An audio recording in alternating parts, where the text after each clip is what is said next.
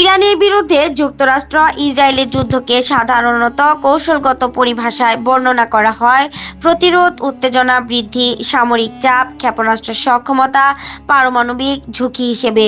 প্রতিটি বিষয় গুরুত্বপূর্ণ হলেও এর মাধ্যমে সম্পূর্ণ চিত্র উঠে আসে না। ইরান কিভাবে এই যুদ্ধে লড়াই করা এবং টিকে থাকতে পারে তা বুঝতে হলে আমাদেরকে সামরিক হিসাব নিকাশের ঊর্ধ্বে উঠে সেই নৈতিক জগতের দিকে তাকাতে হবে যার মাধ্যমে ইসলামী প্রজাতন্ত্র ক্ষমতা, ক্ষয়ক্ষতি এবং সর্বোপরি সহনশীলতাকে বুঝে থাকে।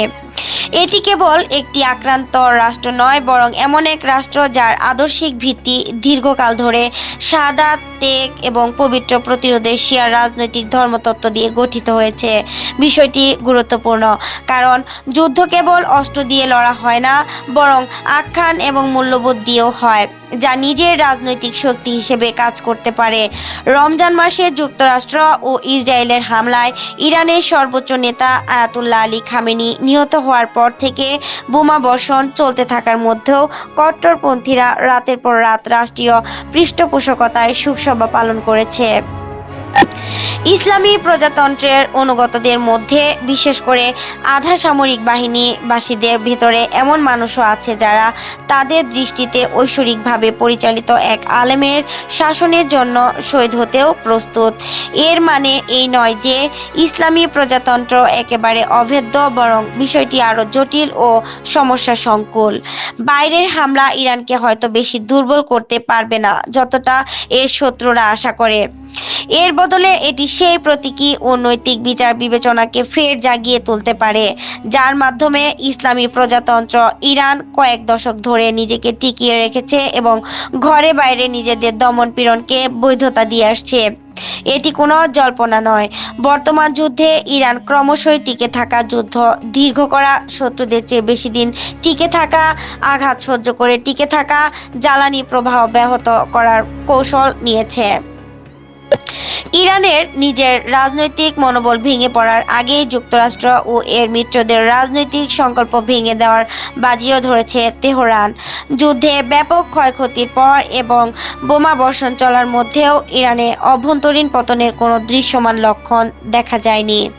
তাছাড়া 8 বছর ব্যাপী ইরান ইরাক যুদ্ধের স্মৃতি ইসলামী প্রজাতন্ত্রটিকে দীর্ঘস্থায়ী বাহ্যিক চাপ মোকাবেলার অভিজ্ঞতা দেওয়ার পাশাপাশি সহনশীলতা ও ত্যাগের এক অটুট সংস্কৃতিও রেখে গেছে, যদিও ইরানিদেরকে এর জন্য চড়া মানবিক মূল্য চোকাতে হয়েছে। এ বিষয়টি চলমান যুদ্ধকে নৈতিক ও রাজনৈতিকভাবে বিপজ্জনক করে তুলেছে। প্রবল শক্তি প্রয়োগ করলে ইসলামী প্রজাতন্ত্র অর্থহীন হয়ে পড়বে বলে যদি যুক্তরাষ্ট্র ও ইসরায়েল মনে করে, তাহলে তারা হয়তো সেই রাজনৈতিক ধর্মতাত্ত্বিক ধারার ব্যবস্থাকে বুঝতে মারাত্মক ভুল করছে যার বিরুদ্ধে তারা লড়ছে।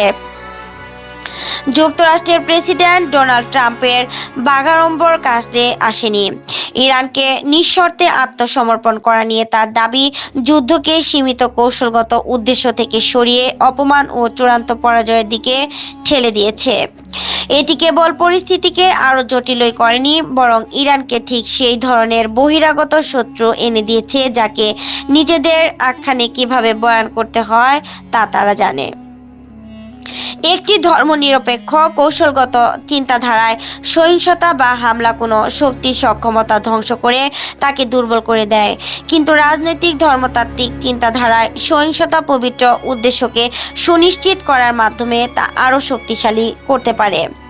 একটি আদর্শিক রাষ্ট্র যারা নিজেদেরকে পবিত্র প্রতিরোধের দৃষ্টিতে দেখে, তারা হয়তো তাদের কমান্ডার, অবকাঠামো বা ভূখণ্ড হারাতে পারে, কিন্তু এর বিনিময়ে প্রতীকীভাবে অত্যন্ত গুরুত্বপূর্ণ একটি বিষয় অর্জন করে, আর তা হলো শাহাদাতের ভাষায় নতুন করে ফিরে আসা। আদর্শিক রাষ্ট্রগুলোর বিরুদ্ধে যুদ্ধের এটি এক অন্যতম মর্মান্তিকতা। বাইরে থেকে তাদের উপর যত বেশি হামলা করা হয়, ভেতর থেকে তাদেরকে টিকিয়ে রাখা, পৌরাণিক সব কাহিনী পুনরুদ্ধার করা তাদের জন্য ততটাই সহজ হয়। তবে এর কোনোটি ইসলামী প্রজাতন্ত্রের নৃশংসতাকে অস্বীকার করা বা এর আত্মত্যাগের ধর্মতত্ত্বকে মহিমান্বিত করার জন্য নয়। এই ধর্মতত্ত্বকে প্রায়শই নির্মম উদ্দেশ্যে ব্যবহার করা হয়েছে, যেখানে বিশ্বাসের ভাষায় মৃত্যুকে পবিত্র উল্লেখ করে মানুষকে মৃত্যুমুখে ঠেলে দেওয়া হয়েছে। কিন্তু নৈতিক সমালোচনার জন্য স্বচ্ছতা দরকার।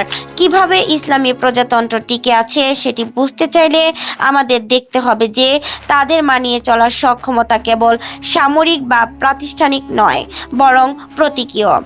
আঘাতকে নৈতিক কর্তৃত্বে রূপান্তর করার সক্ষমতার মধ্যেই এর সার্থকতা খুঁজে পাওয়া যায়।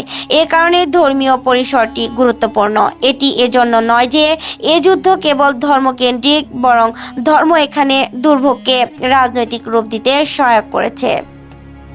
ইসলামী প্রজাতন্ত্র তখনই শক্তিশালী হয় যখন তারা পাল্টা আঘাত হানতে পারে। একইভাবে ইসলামী প্রজাতন্ত্র তখনই সমান শক্তিশালী যখন তারা যথেষ্ট সংখ্যক মানুষকে বোঝাতে পারে যে আক্রমণ সহ্য করাও এক ধরনের বিজয়। নাহিদা, কথা টিভি ৭১, ঢাকা।